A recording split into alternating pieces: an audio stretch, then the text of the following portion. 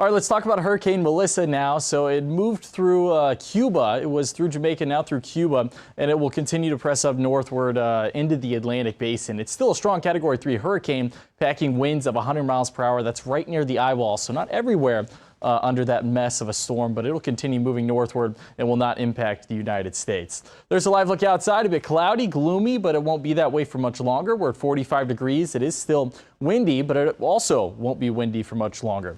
45 there in Millard, 44 Blair, 45 in Council Bluffs and in Omaha, broadening it out a little bit more.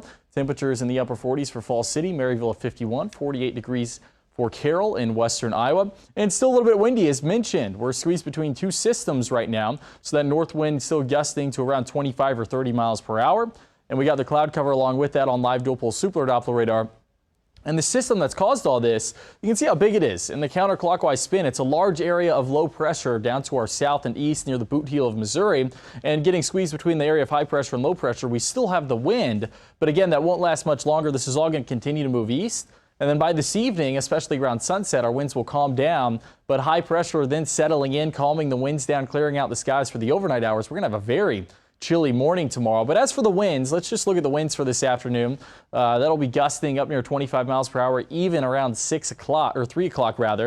And then once we get to 6 o'clock, maybe 20 mile per hour gusts before that clears out. And then the clouds clear out for us as well. And then the temperatures drop a lot for the overnight hours. Here's this afternoon and evening, 40s, maybe 51 for the high temperature before we drop back down near 40 degrees by 10 o'clock. Your low temperature tonight, 35 degrees. Again, some areas are going to get a frost, others maybe a freeze, especially out west closer to that area of high pressure where the skies will be clear the longest, where you could be in the upper 20s. High temperature for tomorrow, 58 degrees with partly cloudy skies. So we do warm up a hair more with a westerly breeze for tomorrow, but that westerly wind doesn't last long. And then we have a cold front come through during the afternoon hours, which won't cool the temperatures for Thursday, but it will cool the temperatures down a little bit more for Friday. And that's Halloween for us. So we'll drop down to 53 degrees for Friday, and then even more so on Saturday where we go down to 50. And then we turn the clocks back an hour there. You get an extra hour of sleep before you wake up on Sunday morning. And Sunday looks like a pretty nice day.